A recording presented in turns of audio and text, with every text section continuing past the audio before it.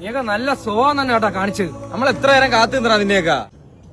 നിനക്കൊക്കെ വേറെ ഫ്രണ്ട്സ് ആയെങ്കിൽ പൊക്കിയോണം. പിന്നെ താറാവിനെ കൂട്ടിയിട്ടടക്കം നിൽക്കുന്നല്ലാണോ കൂടെ പറഞ്ഞിട്ട് കാര്യമില്ല അമ്മരത്തൊന്നും. ഫ്രണ്ട്സിന് ഒരു വാല്യൂ പറഞ്ഞ നീയൊക്കെ.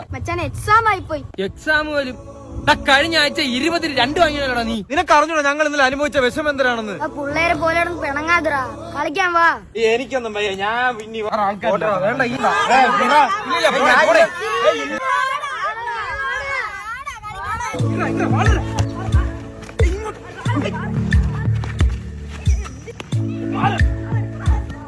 സച്ചു അളിയാ, നിനക്ക് ലക്ഷ്മിയായിട്ട് എന്തൊരു പരിപാടി?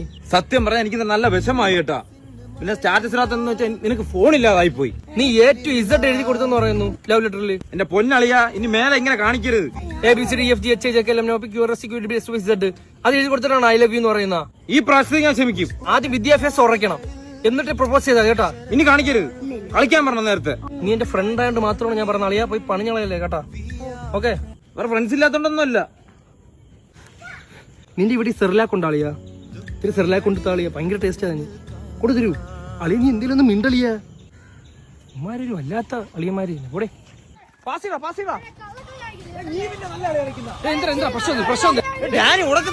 ഡാനി നീ ചുമ്മാ സംസാരിക്കോ. ഡാനി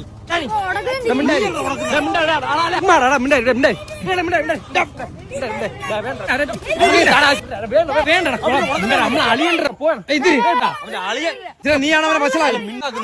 കളിയാ 1/2 കിലോയും വെച്ച് പോയി ഉടക്കരുത്, അവിടുത്തെ തറയടിക്കും. ഫ്രണ്ട്സ് ആണ്, ഇനി കിടന്ന് നമ്മൾ അടി ഉണ്ടാക്കരുത്. ഓക്കെ? സോറി. ഓ ശരി ശരി, ഞാനും വിട്ടു.